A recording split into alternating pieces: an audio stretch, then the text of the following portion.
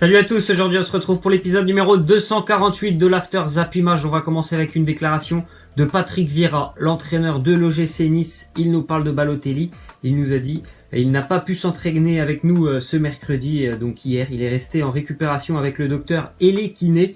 Il a ressenti quelque chose aux adducteurs. Il nous reste 2 jours pour voir l'évolution. On en saura plus aujourd'hui. Je vous tiendrai au courant peut-être demain de l'évolution de la situation de Mario Balotelli, qui a déjà vécu, on va dire, une trêve internationale avec sa sélection plutôt compliquée, notamment avec son entraîneur Roberto Mancini. Là, il revient à Nice et ressent une gêne au niveau des adducteurs. Ça va être assez compliqué de le voir sur le terrain, je pense, ce week-end face au Stade Rennais. Voilà, il a certainement été aussi gêné, bien évidemment, par sa préparation, son transfert à Marseille là, qui ne s'est jamais fait. Donc il a raté pas mal de semaines d'entraînement et voilà, pour le moment c'est très compliqué ce début de saison pour Balotelli. Ensuite on a une déclaration de Nabil Fekir. Il nous dit: ce qui s'est passé avec Liverpool est carrément sorti de ma tête. J'ai tourné la page. Il ne faut pas s'arrêter à ça, il faut avancer. Mon avenir, on n'a pas encore discuté d'une prolongation, on verra par la suite. Voilà, en tout cas lui, voilà, de ce qu'il dit, il avait certainement envie de quitter l'Olympique Lyonnais, mais bon, il est pas contre le fait de continuer, voilà, avec son club de cœur, de l'Olympique Lyonnais. Et puis bien évidemment, s'il peut prolonger, certainement qu'il prolongera. Mais rappelez-vous bien évidemment qu'une prolongation ne veut pas dire que le joueur restera jusqu'au terme de la prolongation de contrat. Donc voilà.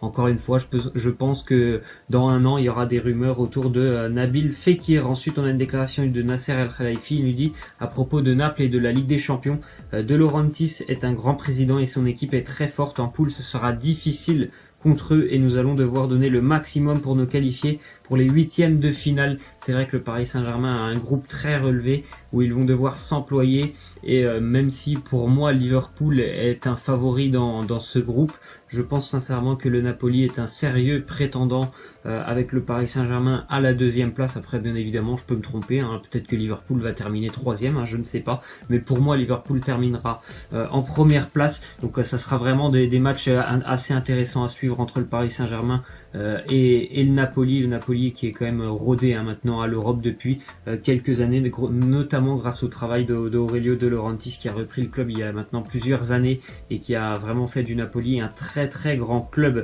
Ensuite on a une petite image, c'est le retour de la Ligue des Champions. Donc on en parlait, le retour de la Ligue des Champions, ça sera la semaine prochaine. On est à J-6 et ça va faire plaisir de retrouver les matchs européens, et notamment cette première affiche pour le Paris Saint-Germain qui va être vraiment déjà exceptionnelle pour une première journée. Ensuite on a une déclaration de Fabinho, l'ex-monégasque, sur Bakayoko, eux qui se sont côtoyés et qui ont joué ensemble à Monaco. Il nous dit: j'ai regardé plusieurs matchs de Chelsea la saison dernière et il me semblait bon.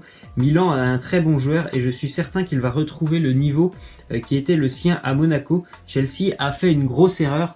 Alors déjà, Chelsea a pas fait une grosse erreur parce que l'année dernière il a pas fait une très bonne saison avec les Blues. Je pense qu'il a pas vu les mêmes matchs que nous on a pu voir de Tiemoué Bakayoko. En plus de ça, Chelsea l'a seulement prêté.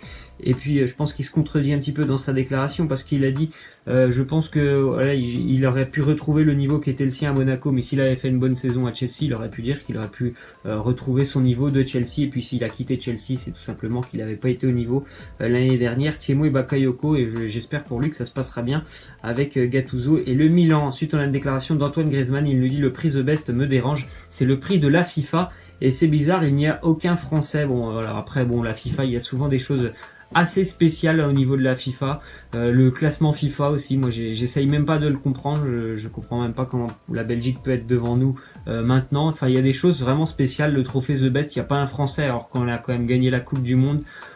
C'est assez surprenant quand même des fois les classements de la FIFA, donc même moi j'essaye pas trop de comprendre des fois ce genre de classement. Ensuite, nouvelle déclaration de Griezmann sur le Ballon d'Or. Il nous dit: il est plus prestigieux que le trophée The Best, tant de joueurs l'ont gagné, ce prix a une histoire incroyable.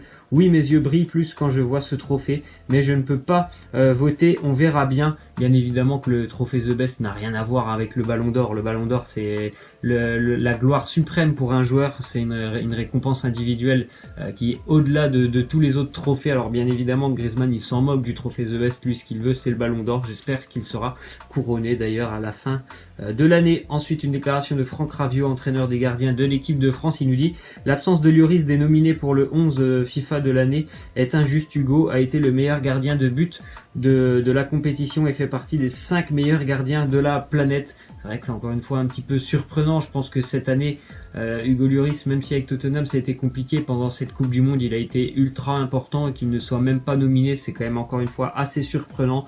Après, je pense qu'Hugo Lloris fait partie, pour moi, il fait partie des meilleurs gardiens du monde. Il se classe entre la 5e et la 10e parce que je pense qu'il y a quand même des gardiens qui sont encore meilleurs que lui, mais voilà, c'est un très très bon gardien.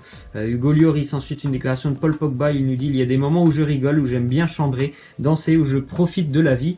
Mais il y a aussi des moments où je peux être sérieux et si je peux aider le groupe en parlant dans des moments comme ça, je le fais et je le ferai encore. On avait remarqué pendant les reportages sur l'équipe de France et pendant cette aventure, notamment en Russie, que Paul Pogba était vraiment un meneur. On s'en doutait un petit peu, mais moi personnellement, par exemple, je m'en doutais pas autant que Pogba puisse prendre autant la parole, notamment dans les vestiaires. Je ne l'imaginais pas. Et voilà, j'ai vu ça et je me suis dit vraiment que c'était vraiment un grand meneur pour l'équipe de France. Donc c'est tant mieux d'avoir ce style de joueur aussi. Ensuite, on a une déclaration de Claude Makélélé. Il nous dit: quand je regarde Paul Pogba jouer pour la France ou porter les couleurs de Manchester United, une chose est claire, le système est différent. C'est un grand joueur, mais il ne peut pas jouer tout seul. Il a besoin de joueurs autour de lui pour y arriver. Bien évidemment, ce ne sont pas les mêmes Pogba qu'on a en équipe de France et à Manchester United parce que ça dépend de plusieurs facteurs, comme il le dit Makélélé. Il y a des systèmes différents, il y a des joueurs qui sont différents autour, donc on peut pas demander les mêmes choses à Pogba en équipe de France et à Manchester United. Ensuite, on voit que Kylian Mbappé et Ousmane Dembélé pourraient jouer avec l'équipe de France Espoir l'année prochaine pour l'Euro Espoir l'année prochaine. Ils sont encore dans la catégorie, bien évidemment, étant donné qu'ils ont moins de 23 ans. Et ils sont encore dans la catégorie pour jouer avec les espoirs, donc pourquoi pas. Après, le sélectionneur espoir a dit bien évidemment que la priorité était l'équipe de France A, mais il pourrait vraiment être appelé en équipe de France espoir pour aider les espoirs à se qualifier, notamment pour les JO 2020. Ensuite, on voit une petite image, donc les espoirs, c'est un passage presque obligé pour faire partie de l'équipe de France A. 18 des 23 champions du monde ont au moins une sélection en espoir. Les 5 exceptions sont Pogba, Mbappé, Giroud, Kanté et Rami. Donc voilà, ça pourrait être là normalement un chemin inverse. Normalement, on passe plutôt des espoirs au A. Là, pour Mbappé et Dembélé, ça pourrait être plutôt, on va dire, de passer de l'équipe A aux espoirs, mais voilà, ce serait vraiment pour aider, bien évidemment, la sélection espoir. Ensuite, déclaration de David Luiz sur Maurizio Sarri. Il nous dit: chaque semaine, Sarri essaye de faire le meilleur plan possible pour le match et c'est génial car il travaille de la meilleure façon pour l'équipe, pour le collectif. Je crois en sa philosophie. C'est un grand entraîneur. On le sait que c'est un grand entraîneur. Ce qu'il a fait à Naples, c'était vraiment fantastique. Je pense qu'il va y arriver aussi à faire quelque chose de très bien avec Chelsea. Les joueurs adhèrent énormément à son projet, ils sont tous ravis de travailler avec lui, ils sont tous ravis de la façon et du style de jeu qu'il est en train de mettre en place. Donc pour le moment, tout va bien du côté de Chelsea. Ensuite, prolongation de contrat pour Sami Khedira avec la Juventus jusqu'en 2021. Lui qui est arrivé il y a 2 ans en provenance du Real Madrid librement. Il continue avec la Juventus. C'est un beau coup, encore une fois, réalisé par la Juve il y a 2 ans. Et il s'est bien relancé. C'était compliqué sa période Real Madrid et il s'était très bien relancé depuis quelques années avec la Juve. Ensuite, on voit une petite image de Victor Molero, jeune joueur de l'Atlético Madrid. Vous voyez la petite légende. Croyez en vos rêves. Il s'était pris en photo il y a quelques années avec une de ses idoles sur la photo de gauche et on le voit maintenant s'entraîner avec son idole Diego Costa. Donc voilà, croyez en vos rêves. Tout est possible. Ensuite, petite déclaration de Marcos Asensio. Il nous dit: Zidane m'a toujours dit de ne pas même mettre des choses inutiles en tête, de ne pas faire attention à ce qui se dit en dehors, de me concentrer uniquement sur le foot, de ne pas perdre ce qui m'avait amené jusqu'ici. On a vu un très bon Asensio face à la Croatie. D'ailleurs, vous voyez les petites statistiques, il a marqué un but, fait 3 passes décisives. Bon, il aurait pu avoir un deuxième but d'accordé, mais bon, voilà, je pense que vous avez vu le but, la frappe sur la barre, contrée par le dos du gardien.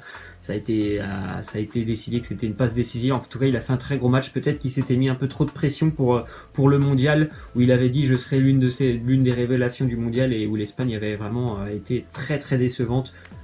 pendant ce mondial. Hein, d'ailleurs, l'Espagne qui a en général depuis quelques années beaucoup de mal lors des compétitions vraiment officielles. Ensuite, on voit que Diego Maradona avait fait quelques demandes avant de rejoindre le club de division 2 de Sinaloa. Il avait notamment demandé un jet privé et puis aussi une maison. Bon, c'était une villa avec une piscine, enfin tout ce qui s'ensuit.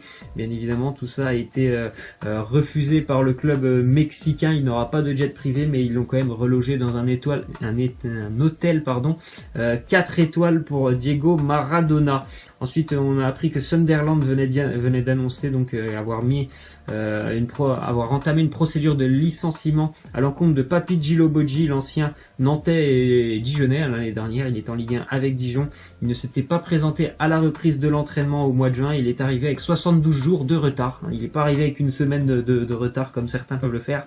Il avait pris, lui, 72 jours de retard, donc normalement il devrait être licencié et certainement qu'il retrouvera un club assez rapidement puisqu'il a été plutôt intéressant l'année dernière en Ligue 1. On va terminer avec la question de fin. Vous voyez cette équipe avec seulement les drapeaux. Laissez-moi en commentaire quelle équipe est représentée sur cette image. C'est quand même assez facile hein, si vous regardez rapidement le 11. Vous allez, je pense, très vite trouver de quelle équipe il s'agit. Laissez-moi en commentaire ce que vous avez trouvé. Voilà, moi je vous laisse et je vous dis à la prochaine. Ciao.